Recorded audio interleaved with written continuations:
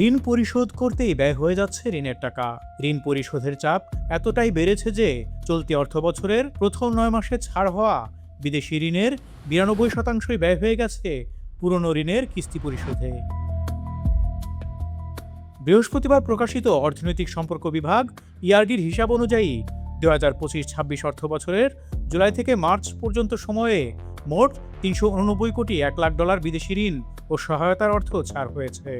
এই সময়ে 352 কোটি 5 লাখ ডলার বিদেশি ঋণ শোধ করেছে সরকার। সে হিসাবে ঋণের তহবিলে নতুন করে যুক্ত হয়েছে 36 কোটি 6 লাখ ডলার। জানা গেছে, বিশ্বব্যাংক, এডিবি, জাপান সহ দাতাদের ঋণের সুদ ও আসলের কিস্তি দিতে $3.5 বিলিয়ন বেশি খরচ হয়েছে। ইআরডির তথ্য বলছে, বিদেশি ঋণ প্রতিশ্রুতি ও অর্থ ছাড় উভয়ই কমেছে। বিদেশি ঋণ নেওয়ার পাশাপাশি দেশীয় উৎস থেকে, বিশেষ করে ব্যাংক ব্যবস্থা থেকেও ঋণ নেওয়া বেড়েছে বলে ইআরডির প্রতিবেদনে উঠে এসেছে।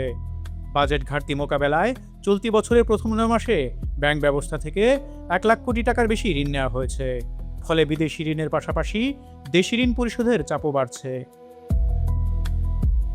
এসব বিষয়ে বাংলাদেশ উন্নয়ন গবেষণা প্রতিষ্ঠানের সাবেক মহাপরিচালক ও বাংলাদেশ ব্যাংকের সাবেক প্রধান অর্থনীতিবিদ ডক্টর মুস্তফা কে মুজেরি জাতীয় অর্থনীতিকে বলেন, অর্থনীতির উপর এই ঋণের চাপের বিষয়টি নির্ভর করে বৈদেশিক আয় বৃদ্ধির উপর।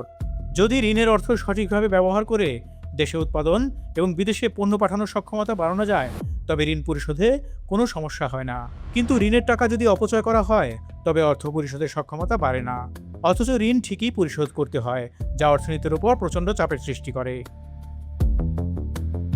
বর্তমানে বিদেশি ঋণ পরিশোধের চাপ বেড়েছে ব্যাপকভাবে।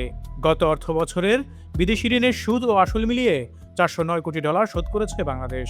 সংশ্লিষ্টরা বলছেন, একই ধারায় ঋণের কিস্তি পরিশোধ করতে হলে এবছর বিদেশি ঋণ শোধের পরিমাণ $5 বিলিয়ন বা $500 কোটি ছাড়িয়ে যেতে পারে।